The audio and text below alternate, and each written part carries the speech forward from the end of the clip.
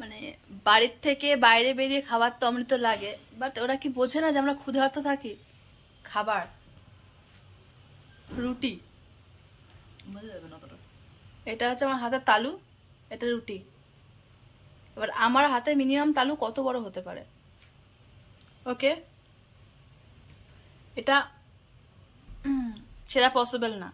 রুটি, তরকারি, ভেন্ডি, আলু, কারি পাতা, পেঁয়াজ, সর্ষে ফোড়ন, কোথাকার কম্বিনেশন আমি জীবনে খাইনি, বাট খারাপও হয়নি, খাওয়া যাচ্ছে। বাঙালি তো খেয়ে মরবো। তার মধ্যে একটা তরকারি দিয়েছে, এটা তরকারি না ডাল না স্যুপ না আই ডোন্ট নো কি, সাম্বরা।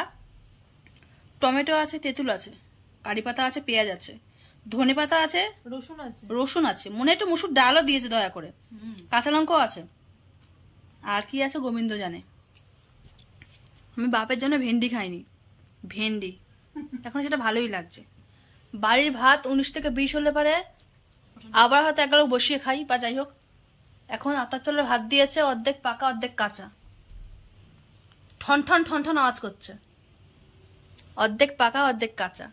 বাড়িতে 6-7 খাট আছে, সেই খাটের মধ্যে শুতে শুতে জায়গা কম পড়ে যায়। আর এটা হচ্ছে আমার বেড, এই যে ওই কথা বলে না 2x2 কামরা, এই কামরার মধ্যে 4টে বেড রয়েছে, এই যে বুঝে দেখো, এইটুক হচ্ছে এক একজনের বেড, এর মধ্যে শুতে হচ্ছে। নিজের ব্ল্যাঙ্কেট, 2টো কোলবালিশ, 4টে বালিশ নিয়ে রাত্রেবেলা একা শুই।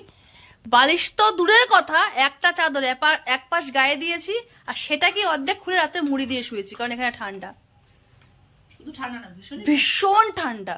মানে আমরা বাড়িতে ফ্যান চালিয়ে আমরা এসি চালানোর প্ল্যান করি, আর এখানে লোকের কাছে সোয়েটার জ্যাকেট চেয়ে পড়তে হচ্ছে, আতর চালের ভাত খেতে হচ্ছে, এটা কি জিনিস যায় না সেটাকেও খেতে হচ্ছে, আর খেয়েও বলছে দারুণ হয়েছে, ইয়াম্মি। সারাদিন ভাত খাইনি। এই হচ্ছে আমাদের প্রবাসী জীবন। আমরা প্রবাসী তো নাকি, আমরা এখন প্রবাসী তো, এই হচ্ছে প্রবাসী জীবন। কিন্তু তার মধ্যে একটা আনন্দ আছে যে পরীক্ষাটা দিতে এসেছি, তাই তো। তার থেকে বড় আনন্দ কবে বাড়ি যাবো, মায়ের হাতে মাংস দিয়ে ভাত খাবো। আমরা এত নিন্দা করছি, সত্যি কথা বলছি, আমরা প্রত্যেকবার যে পিজিতে থাকি, লাস্ট 2 বছর না 3 বছর, দুবার আমরা লাস্ট যে 2 বছর পিজিতে থেকেছি, সেই পিজির থেকে না 1000 গুণে রান্নার কোয়ালিটি এখানে ভালো, বলবো 1000 গুণে ভালো।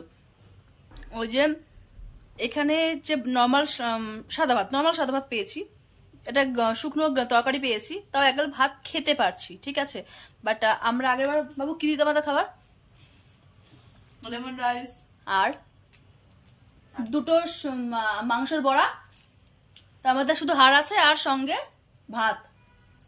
ভাতের মধ্যে কি সম্রা আছে তাও জানি না, ওর মধ্যে কি সম্রা আছে। আমরা এমন দিন গেছে যে পাঁপড় ভাজা দিয়ে ভাত খেয়েছি, আর তখন কান্না পেয়ে যেত সিরিয়াসলি।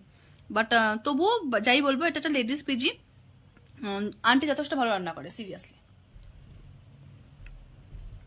যথেষ্ট ভালো, তাই তো। আর এখানে এসেই ঠান্ডা লেগে গেছে, ওপর থেকে 5 তলার থেকে ভাগ্যিস লিফটটা ছিল, তাই নাহলে না মরে যেতে হতো সিরিয়াসলি। লিফটটা ছিল বলে যতটা বেঁচে গেছি, আর নাহলে এবার আমি শেষ পুরো। 5 তলার থেকে নিচে নামতে তাও আবার কি 4 তলা অব্দি লিফট আছে, তারপরে লিফট নেই, 1 বোতল জল নিতে নিচে নামতে হচ্ছে, A to Z সবকিছুর জন্য নিচে নামতে হচ্ছে।